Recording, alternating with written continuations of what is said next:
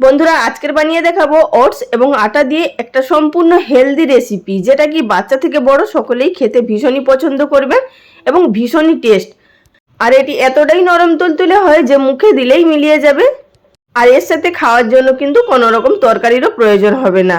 তো চলুন তাহলে আর বেশি দেরি না করে শুরু করা যাক আজকের এই ভিডিওটি।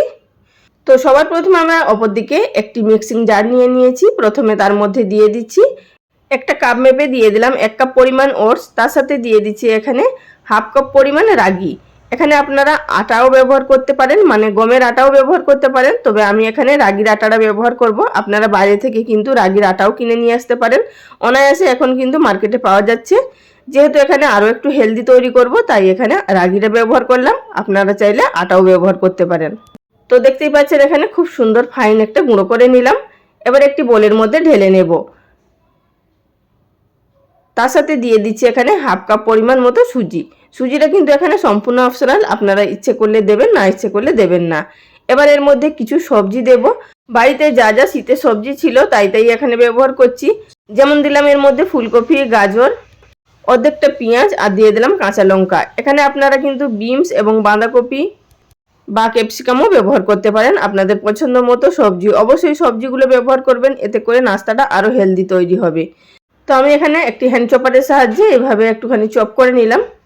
আপনারা চাইলে কিন্তু গ্রেট করেও দিতে পারেন সবজিগুলো। তো সবজিগুলো সমস্ত দিয়ে দেওয়ার পর এখন এর মধ্যে দিয়ে দেব হাফ কাপ পরিমাণ টক দই। টক দইটা অবশ্যই ব্যবহার করবেন, এতে করে খুব সুন্দর নাস্তাগুলো নরম তৈরি হবে। আর বন্ধুরা এটি সকালের ব্রেকফাস্টের জন্য কিন্তু একেবারে পারফেক্ট। এই রেসিপি এতটা হেলদি হয় যে আপনাদেরকে বলে বোঝাতে পারবো না। আর এটি আপনারা কিন্তু স্কুল, কলেজ, অফিসের টিফিন বক্সেও দিতে পারেন। কোনো রকম স্বাদেরও পরিবর্তন হবে না, একদমই নরমও থাকবে। তো বন্ধুরা প্রথমে হালকা একটু মিশিয়ে নেওয়ার পর এখন এর মধ্যে পরিমাণ জল বুঝে দিতে হবে আমাদের। অল্প অল্প জল দিয়ে প্রথমে মিশিয়ে নিতে হবে। একসাথে সম্পূর্ণ জল দেবেন না, তা না হলে কিন্তু পাতলা হয়ে যাবে। আমাদের এই ব্যাটারটা একটু থকথকে রাখতে হবে। আর এই নাস্তাটি তৈরি করতে তেলেরও কিন্তু একদমই সামান্য প্রয়োজন হয়, খুব বেশি তেলেরও কিন্তু প্রয়োজন হয় না। তো বন্ধুরা আমার এখানে ব্যাটারটা মেখে নেওয়া হয়ে গেছে। এবার আপনাদেরকে দেখিয়ে দিচ্ছি যে আমি যে 1 বাটি জল নিয়েছিলাম সেখান থেকে কিন্তু সম্পূর্ণ জলটা আমার লেগে গেছে। তো সেই বুঝে আপনাদের জলটা দিতে হবে। আর ব্যাটারের ঘনত্বটা দেখেই আপনারা বুঝতে পারবেন যে জলটা ঠিক কতটা দিতে হবে। আশা করি সেটা আপনারা দেখে বুঝতে পারছেন ঠিক জলটা কতটা দিলে ঠিক এইভাবে ব্যাটারটা তৈরি হবে।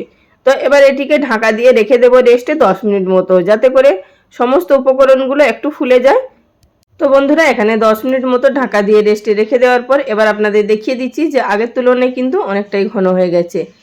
ঠিক এইভাবেই আমাদের ব্যাটারটা রাখতে হবে। এখন এর মধ্যে দিয়ে দিচ্ছি হাফ টিস্পুন পরিমাণ মতো ইনো। আর আপনারা চাইলে কিন্তু এখানে ইনোর পরিবর্তে বেকিং সোডাও দিতে পারেন, বা এখানে বেকিং পাউডারও ব্যবহার করতে পারেন। তবে যদি বেকিং পাউডার ব্যবহার করেন সেক্ষেত্রে কিন্তু হাফ টিস্পুন দেবেন, আর যদি এখানে বেকিং সোডা ব্যবহার করেন সেক্ষেত্রে কিন্তু 1/4 টিস্পুন দেবেন। তো যাই হোক সামান্য পরিমাণ জল দিয়ে এটিকে খুব ভালোভাবে মিশিয়ে নিলাম। শুধুমাত্র মিশিয়ে নিতে হবে, খুব বেশিক্ষণ ধরে আমাদের এখানে ফেটানোর কোনো প্রয়োজন নেই। আর বেকিং সোডা বা ইনো বা এখানে বেকিং পাউডার যাই ব্যবহার করুন না কেন, সবার শেষেই কিন্তু ব্যবহার করতে হবে এই নাস্তাগুলো তৈরি করার আগে। তো এবার চলে এসেছি সরাসরি গ্যাস ওভেনে। গ্যাস ওভেনের উপরে একটি তাওয়া গরম করতে বসিয়ে দিয়েছি, তার মধ্যে সামান্য পরিমাণ তেল ছড়িয়ে দিলাম। আর এই নাস্তাগুলো তৈরি করতে কিন্তু খুব বেশি তেলের প্রয়োজন হবে না, শুধুমাত্র আমাদের তাওয়াটাকে খুব ভালোভাবে ব্রাশ করে নিতে হবে। আর এই যে দেখছেন এই প্যানের মধ্যে যেই তেলটা আছে তাতেই কিন্তু আমাদের নাস্তাগুলো এক একটা ব্যাচ তৈরি হয়ে যাবে। তো এবার এর মধ্যে দিয়ে দিচ্ছি সামান্য পরিমাণ ব্যাটার। এর মধ্যে আমি 1 হাতা করে ব্যাটার দিয়ে নিচ্ছি। আর এখানে মাঝারি সাইজের নাস্তাগুলো তৈরি করছি, আপনারা যদি ছোট ছোট তৈরি করতে যান সেক্ষেত্রে কিন্তু 4-5টে একসাথে হয়ে যাবে। আর যদি এর থেকেও বেশি বড় তৈরি করতে যান সেক্ষেত্রে কিন্তু আপনাদের একটা করে তৈরি করতে হবে। তো ঢাকা দিয়ে এটিকে 2 মিনিট মতো রেখে দিয়েছিলাম। তারপরে এর মধ্যে দিয়ে দিচ্ছি উপর থেকে কিছুটা পরিমাণ চিলি ফ্লেক্স। আর যাদের বাড়ি বাচ্চারা খাবে তারা কিন্তু চিলি ফ্লেক্সটা দেবেন না, তা না হলে কিন্তু ঝাল হয়ে যাবে। ঢাকা দিয়ে আরও মিনিট খানেকের মতো রান্না করে নিলাম। তো এর মধ্যে কিন্তু খুব সুন্দরভাবে সিদ্ধ হয়ে গেছে ভেতরের সবজিগুলো, এবং উপরের সারফেসটাও কিন্তু শুকিয়ে এসছে, আশা করি দেখে বুঝতে পারছেন। আর তলাটাও কিন্তু খুব সুন্দরভাবে অনায়াসে ছেড়ে যাবে। আর বন্ধুরা এই নাস্তাগুলো তৈরি হতে এক একটা বেচ প্রায় 3 থেকে 4 মিনিট মতো সময় লাগবে, তার থেকে বেশি কিন্তু সময় লাগবে না, তার মধ্যেই কিন্তু খুব সুন্দরভাবে তৈরি হয়ে যাবে। তো ব্যাটারটা যদি আমাদের আগে থাকতে তৈরি করা থাকে কিন্তু এগুলো তৈরি করতে একদমই সময় কম লাগবে। আর বন্ধুরা এর মধ্যে আর আলাদা কোনো তেল দেবেন না, এই তেলেই কিন্তু খুব সুন্দরভাবে ভাজা হয়ে যাবে। তো দেখতেই পাচ্ছেন দুদিকটা খুব সুন্দরভাবে ভাজা হয়ে গেছে। এবার এগুলোকে প্যান থেকে তুলে নেব। আর কালারটাও দেখতে পাচ্ছেন যে কত সুন্দর এসেছে। একই রকম পদ্ধতিতে আপনাদের আরও একটি ব্যাচ ভেজে দেখিয়ে দিচ্ছি। তো বন্ধুরা ভিডিও চলাকালীন ছোট্ট একটি অনুরোধ, যদি চ্যানেলে কেউ নতুন দর্শক বন্ধু হয়ে থাকেন আর ভিডিওটি দেখার পর যদি আপনাদের ভালো লাগে চ্যানেলটি সাবস্ক্রাইব করে নেওয়ার অনুরোধ রইল।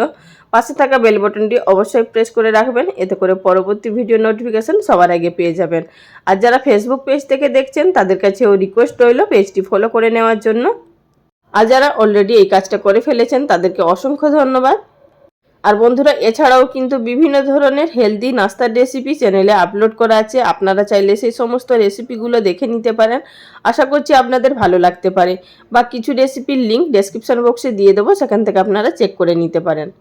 তো বন্ধুরা এখানে আমি আপনাদেরকে দুটো ব্যাচ একই রকমভাবে ভেজে দেখিয়ে দিলাম।